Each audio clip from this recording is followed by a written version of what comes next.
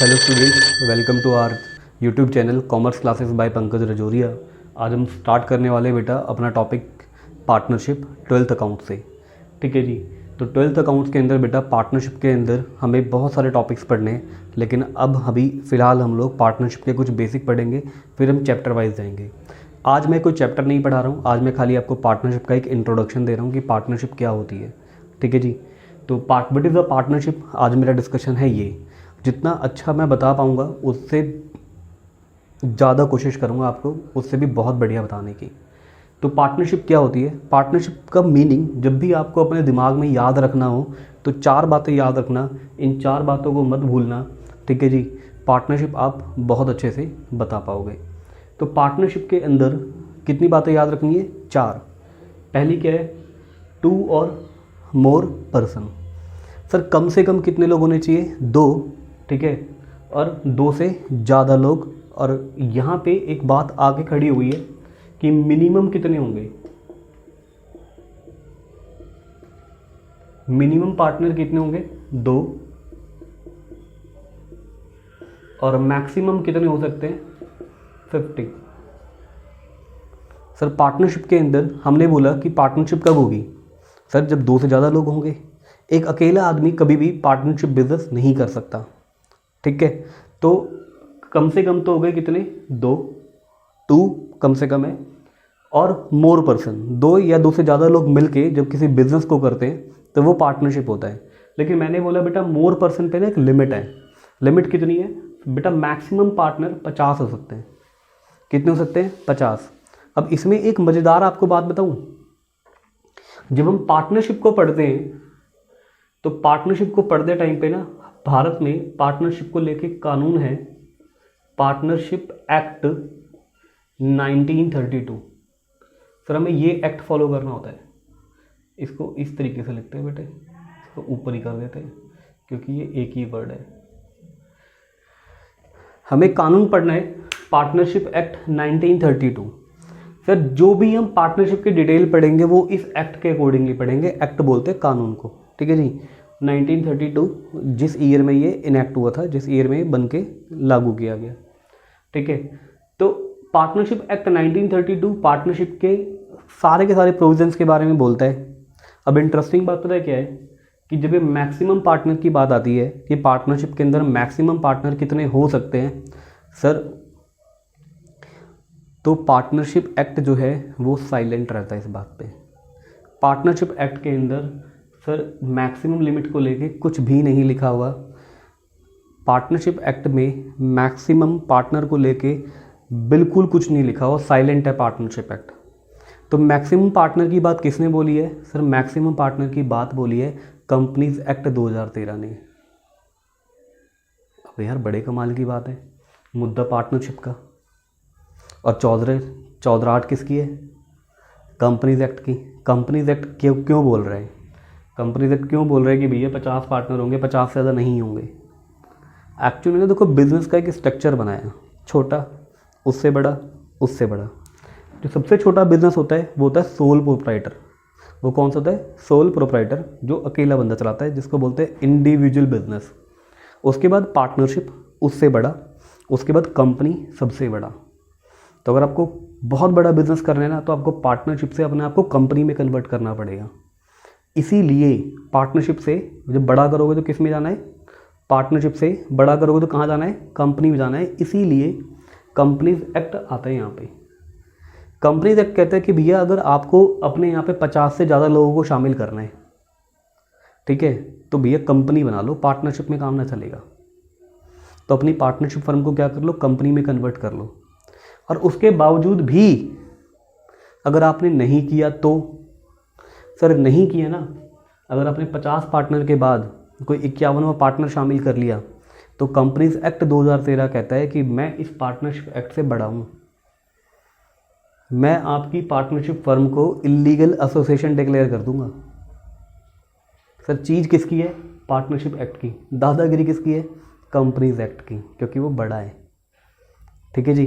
तो companies act 2013 ने आके बोला कि भैया मैक्सिमम पार्टनर कितने हो सकते हैं? 50 हो सकते हैं। ठीक है जी। और अगर आपने 50 से ज़्यादा पार्टनर शामिल कर लिए तो वो इलीगल एसोसिएशन डिक्लेयर करा देगा।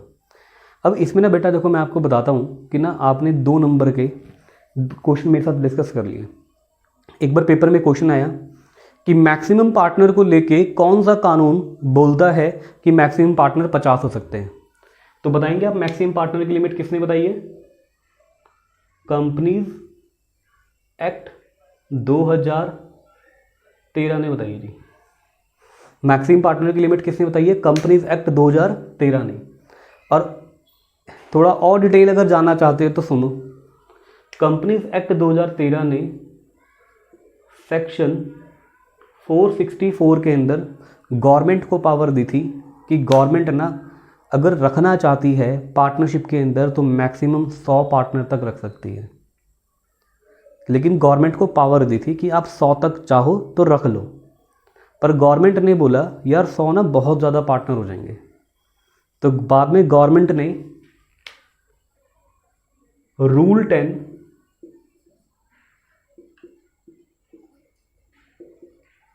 कंपनी रूल 2014 के अंदर गवर्नमेंट ने बोला नहीं भैया 50 ही होंगे मैक्सिमम पार्टनर। तो यानी कि कंपनीज एक्ट ने बात कहाँ से स्टार्ट की थी? 100 से। बात कहाँ से स्टार्ट की थी? 100। कंपनीज एक्ट ने अलाउड किए थे 100, लेकिन उन्होंने जो बॉल है ना वो गवर्नमेंट के पाले में डाल दी थी। कंपनीज एक्ट ने बोला गवर्नमेंट को कि भैया आपको अगर 100 तक पार्टनर रखने ना तो आप 100 तक भी रख लो, पर ये बात हम आपको बोल रहे हैं कि लेट यू डिसाइड, क्योंकि आप देश चला रहे हो।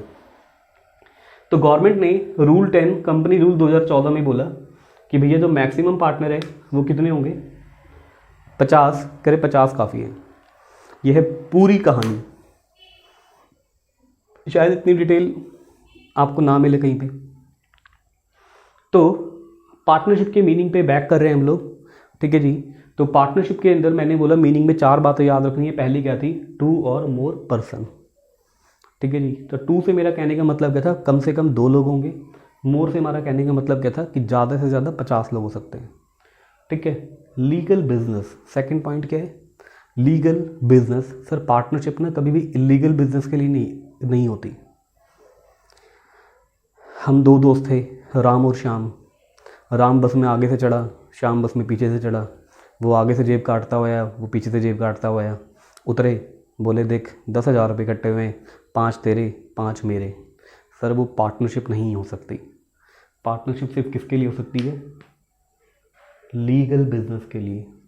इलीगल बिजनेस की पार्टनरशिप को पार्टनरशिप नहीं बोलते, ठीक है जी। तो आपने पार्टनरशिप की मीनिंग में 2 चीज़ें सीख ली हैं। तो थोड़ा सा कन्वर्ट करके बोले, व्हेन 2 और more person comes together for a legal business. कहीं ना कहीं पार्टनरशिप का मतलब बिल्ड होता जा रहा है आपके दिमाग में, ध्यान रखना 2 वर्ड से ही, ठीक है। मैं मीनिंग को बिल्डअप करना सिखा रहा हूँ। व्हेन 2 और more person comes together for a legal business, वो पार्टनरशिप की तरफ जा रहे हैं भी। अभी पूरा जोड़ के बताऊंगा। सर मैंने बोला प्रॉफिट शेयर। सर पार्टनरशिप में कंपलसरी है प्रॉफिट बांटना। आप ऐसा नहीं कर सकते कि 2 पार्टनर है, आपने एक पार्टनर है राम, एक पार्टनर है श्याम। आपने बोला कि जो प्रॉफिट है ना वो सारा राम को दे देंगे और श्याम को एक काम करते हैं, श्याम को ना हम लोग सैलरी दे देंगे हर महीने की 50,000 रुपये। सर आपने प्रॉफिट बांटा।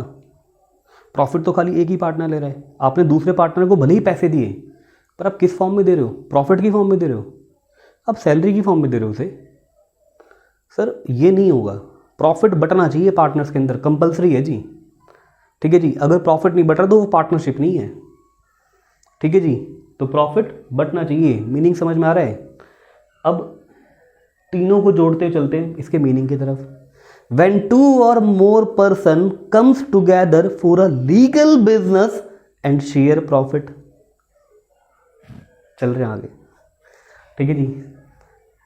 हम 3 वर्ड्स को बना के मीनिंग पे पहुंच चुके हैं। सर 4th है मेरे पास, ये क्या वर्ड है? एक्टिंग।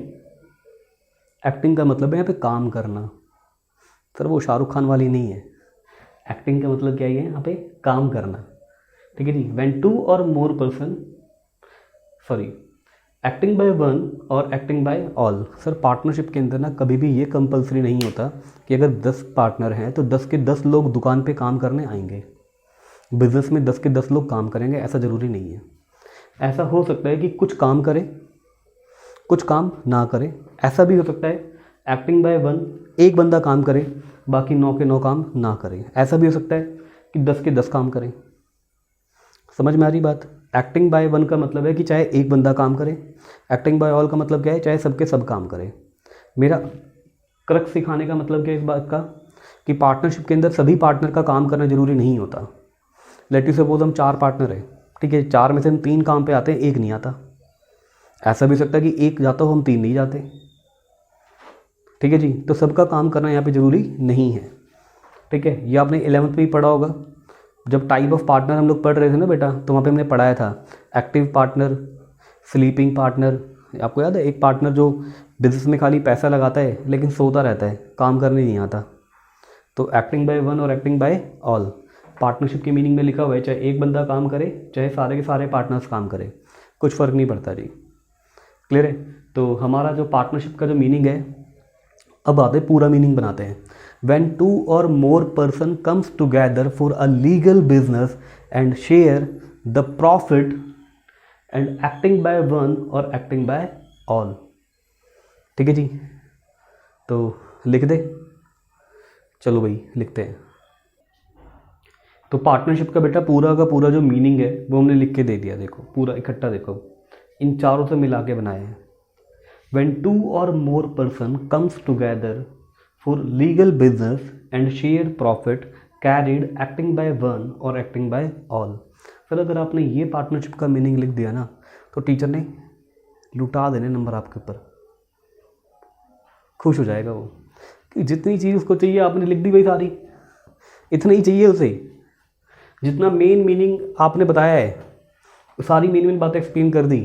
बस याद क्या रखना, ये 4 वर्ड्स है ना, ये 4 वर्ड्स बड़े इंपॉर्टेंट है। ये 4 बुलेट वर्ड बना के अपने दिमाग में घुसा लो, मीनिंग आप एक ही बार में लिख दोगे। मैंने कोई डेफिनेशन थोड़ी लर्न की है इसकी कोई भी, मैं इन 4 वर्ड्स को खाली पिरो देता हूँ एक माला में, है ना। When 2 or more person comes together for legal business share profit between themselves, आप लगाना चाहो लगा लो। कैरिड एक्टिंग बाय वन और एक्टिंग बाय ऑल, चाहे एक बंदा काम करे चाहे सभी बंदे काम करें। ठीक है, तो आगे चलते हैं मीनिंग से। तो हम आगे बढ़ रहे हैं बेटा, right of partners second topic है पार्टनरशिप के मीनिंग के बाद। तो पार्टनर्स को क्या क्या अधिकार होते हैं किसी पार्टनरशिप के अंदर, ये पढ़ना है हमें, क्या क्या राइट्स हैं पार्टनर के। तो है तो बहुत सारे, मेन हमारे 5 है, 5 आपने याद रखने, इतने आपके लिए सफिशिएंट है। ठीक है, बाकी के मैं आपको ओरली बता दूंगा। ठीक है, तो फर्स्ट क्या है, participate in the management. Sir आप उसको ये नहीं बोल सकते कि तू मैनेजमेंट में पार्टिसिपेट नहीं करेगा, किसी भी पार्टनर का अधिकार है वो, भाई बिजनेस में काम कर रहे हैं ना, उसका राइट है। मीटिंग हो रही है, वो भी मैनेजमेंट में पार्टिसिपेट करेगा, वो भी वहाँ आके वोट डालेगा कि भाई मैं चाहता हूँ ये काम करना, मैं नहीं चाहता हूँ। Consult about the affair of the business. Sir business में आजकल चल क्या रहा है, अफेयर का मतलब है बिजनेस की न्यूज़, बिजनेस की इंक्वायरी, बिजनेस में आजकल क्या चल रहा है इसके बारे में कंसल्ट कर सकता है पार्टनर। वो दूसरे पार्टनर से पूछताछ कर सकता है, भाई मुझे बता क्या चल रहा है। ऐसा नहीं बोल सकते पार्टनर भाई तू चुप बैठ जा, तेरे को कुछ नहीं बता रही ना, अधिकार है जिसका, राइट है। अब वो पार्टनर से बिजनेस के बारे में पूछ सकता है कि बिजनेस में क्या चल रहा है क्या नहीं चल रहा है। थर्ड है इंस्पेक्ट बुक ऑफ अकाउंट्स। ये हम अकाउंट्स वालों को याद रहता है भाई, ये हमारे काम का पॉइंट है, ये ना भूलते हम। और ये तो ऐसा भी है कि अगर राइट ऑफ पार्टनर चल रहा है ना, तो अपने दिमाग में पहला पॉइंट यही आता है जी, पार्टनर का अधिकार है वो ना अकाउंट चेक कर सकता है। बिल्कुल भाई, तुम्हारे जज्बात में समझ सकता हूँ, ये ना भूलोगे तुम। सर पार्टनर का अधिकार है कि ना वो बुक ऑफ अकाउंट्स चेक कर सकता है, आप उसको अकाउंट चेक करने से मना नहीं कर सकते, ये उसका बेसिक राइट है। फिर शेयर प्रॉफिट और लॉस। सर आप कोई प्रॉफिट देने से मना नहीं कर सकते, आपने बोल दिया भाई इस साल प्रॉफिट तो हुआ है लेकिन तेरे को नहीं मिलेगा ना, भैया मिलेगा, उसका अधिकार है, वो ले सकता है। Interest on partners loan. Sir अगर पार्टनर ने फर्म को कोई लोन दे रखा है, ध्यान से समझिएगा, अगर पार्टनर ने फर्म को कोई लोन दे रखा है तो उसका अधिकार है कि वो उस पर ब्याज मांग सकता है। आप उसको ये नहीं बोल सकते कि तू तो पार्टनर है, तूने लोन दिया है, अपने बिजनेस से ब्याज मांग रहा है, चल तेरे को ब्याज नहीं मिलेगा, नहीं भैया। पार्टनरशिप एक्ट 1932 ने उसको अधिकार दिया है कि अगर किसी भी पार्टनर ने फर्म को, अपनी पार्टनरशिप फर्म को लोन दिया है तो वो लोन पर ब्याज मांग सकता है। ठीक है जी। इसके बाद जो राइट्स है ना बेटा वो मेन नहीं है, जैसे right to admit a new partner, अगर एक नया पार्टनर एडमिट होगा तो आपको वोट डालने का अधिकार है, आपकी परमिशन से आएगा। Right to retire from the partner, किसी पार्टनर को बिजनेस से रिटायर होने का भी अधिकार है। ठीक है, एक पार्टनर बुढ़ा आ गया, तुम जाने नहीं दे रहे उसे, नहीं रोज़ आएगा काम पे, तू कहाँ जा रहा है, वो छोड़ना चाहता है बेचारा, मजबूरी है उसकी, ना तुम ना जान दे रहे उसे, ऐसा नहीं चलेगा बेटे। पार्टनर का अधिकार, अगर किसी को रिटायर हो रहे हैं तो वो रिटायर हो सकता है जी। ठीक है, इतने काफ़ी आपके लिए 7 मैंने आपको बताए। ठीक है, तो राइट ऑफ पार्टनर के बाद हम आगे चलते हैं बेटा। तो बेटा हम लोग पढ़ते हैं पार्टनरशिप डीड क्या होती है। पार्टनरशिप डीड एक बड़ा ही इंपॉर्टेंट टॉपिक है इस चैप्टर के अंदर, आपको बहुत इंपॉर्टेंट है ये डीड पढ़ना। तो पार्टनरशिप डीड होती क्या है, सबसे पहले मैं आपको अपने तरीके से बता देता हूँ what is the partnership deed. हम लोग बोलते हैं बेटा एक वो एग्रीमेंट, एक वो कॉन्ट्रैक्ट जिसके अंदर पार्टनर्स की सारी जो टर्म्स एंड कंडीशन है ना वो लिखी जाती है। यार हम लोग आपस में पार्टनरशिप करेंगे तो एक वो बनाएंगे ना भाई, लिखित करेंगे ना, इसमें लिखेंगे भाई ये काम ऐसे होगा, ये काम ऐसे होगा, ये काम ऐसे होगा। तो वो एक वो डॉक्यूमेंट जिसके अंदर सारी की सारी डिटेल्स पार्टनरशिप की लिखी जाती है, उस डॉक्यूमेंट को बोलते हैं पार्टनरशिप डीड। ठीक है जी। तो ऑफिशियली लिखना क्या है आपने, मैंने बहुत सिंपल लैंग्वेज में लिखवाया आपको। इट इज़ अ डॉक्यूमेंट, ये वो डॉक्यूमेंट है इन विच, जिसके अंदर ऑल द डिटेल्स, जिसमें सारी की सारी डिटेल्स पार्टनरशिप की टर्म्स एंड कंडीशन, मतलब डिटेल्स का मतलब यहाँ पे क्या है, all the detail of the partnership, partnership की सारी डिटेल्स यहाँ पे लिखी होगी, जितनी भी टर्म्स एंड कंडीशन होगी वो भी लिखी होगी। भले आप डिटेल की बात में बेटा कोमा लगा देंगे। तो इसमें होगा क्या क्या, पार्टनरशिप की पूरी डिटेल, सारी terms and conditions are written, वो लिखी होगी। ठीक है, और पता है एक चीज़ और क्या है, लॉ के अंदर एक थोड़ी सी समस्या जो लॉ ने उस टाइम पे छोड़ दी। लॉ ने बोला इट मे बी ओरल और रिटन, बोला अगर आपका मन कर रहे हैं तो ये लिखने की भी ज़रूरत नहीं है, खाली बोल लो, आपस में बोल के तय कर लो। तो ओरल भी हो सकती है, ये लॉ में लिखा हुआ है जी ऐसा, पर it's better to be written, written में बनाना बहुत बेटर है। मैं आपको राय नहीं दूंगा कि आप ओरल में जाके बनाएं।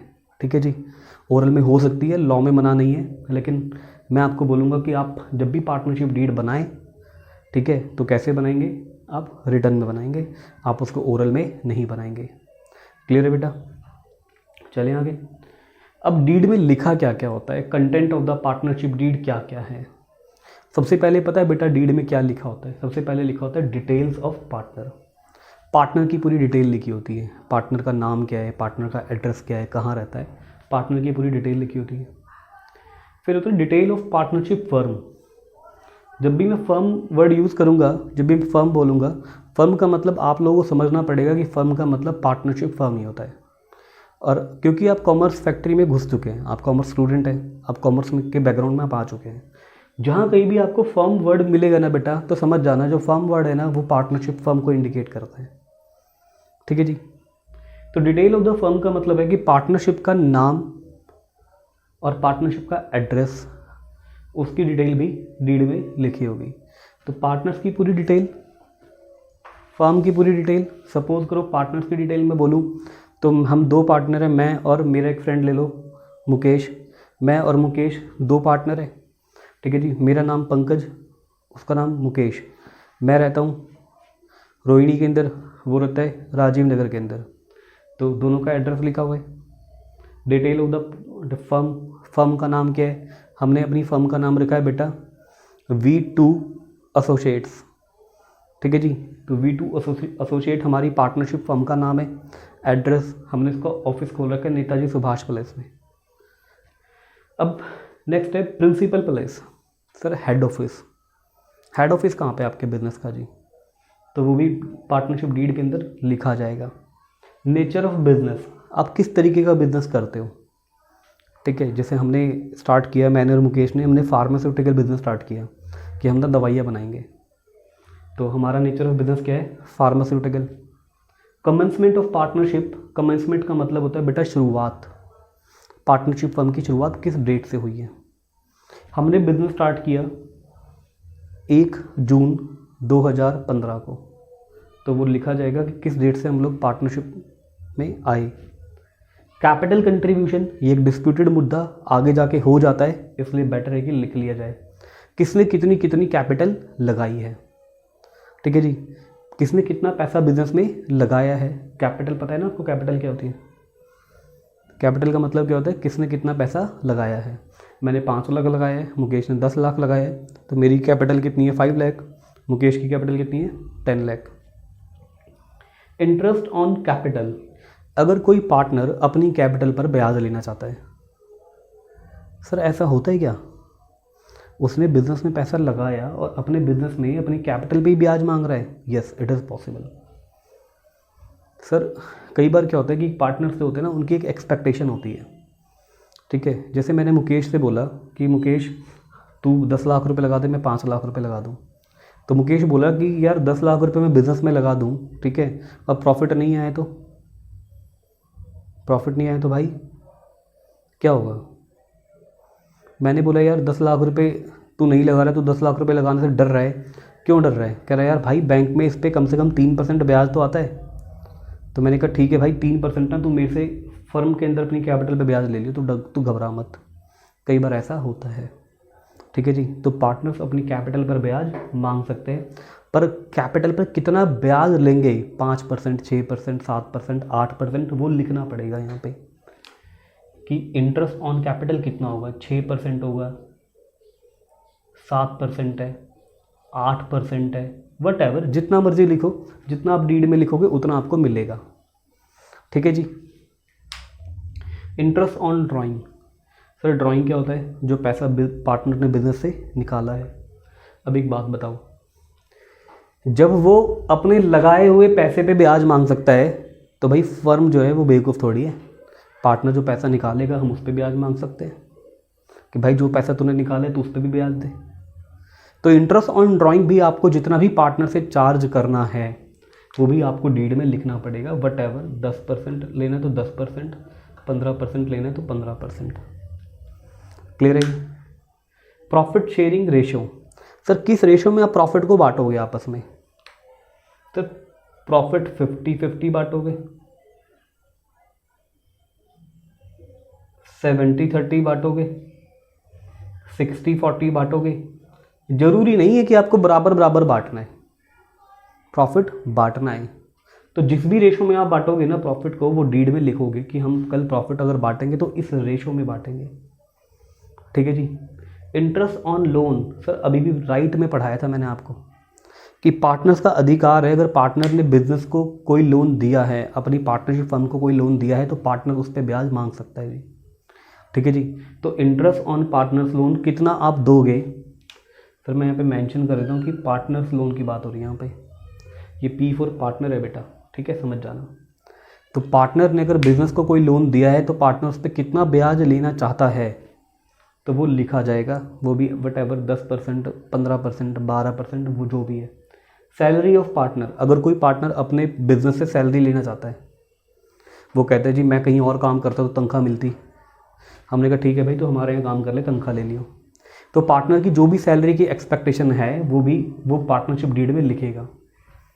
क्लियर है जी। उसके बाद है वैल्यूएशन ऑफ गुडविल। सर ये ना आपका चैप्टर भी है, इसके बाद हम एक टॉपिक पढ़ेंगे, फिर उसमें जब चैप्टर्स पढ़ेंगे ना बेटा, तो मैं चैप्टर्स के टाइम पर एक चैप्टर भी है आपका वैल्यूएशन ऑफ गुडविल। तो गुडविल को ना कैलकुलेट करने के बहुत सारे मेथड हैं, आप चैप्टर में पढ़ेंगे। Average profit method, weighted average profit method, super profit method, capitalisation method. Sir कैसे होगी गुडविल कैलकुलेट, ये भी आप डीड में लिखोगे। क्लियर है बेटा? ठीक है, तो आज की क्लास हम यहीं पे समाप्त करेंगे। आज मैंने आपको पूरा पार्टनरशिप का क्या दिया है, डिस्क्रिप्शन दिया है, पूरी पार्टनरशिप के बारे में हमने आपको बताने की कोशिश की है। कल से हम स्टार्ट करेंगे पार्टनरशिप की अकाउंटिंग। ठीक है, अगर आपको आज की वीडियो अच्छी लगी है, क्लास बढ़िया लगी है, आपको सब कुछ समझ में आया है, सबसे पहले क्या करना है, लाइक करना है, सब्सक्राइब करना है, शेयर करना है अपने फ्रेंड्स को, और जाते जाते बेल आइकन जरूर प्रेस कर लेना अगर आपने नहीं किया हो तो, ताकि जितनी आपको आगे वीडियो आएगी ना, सारी वीडियो की नोटिफिकेशन आपको मिल जाए। ठीक है, तो चलते हैं बेटे, ओके, गुड बाय।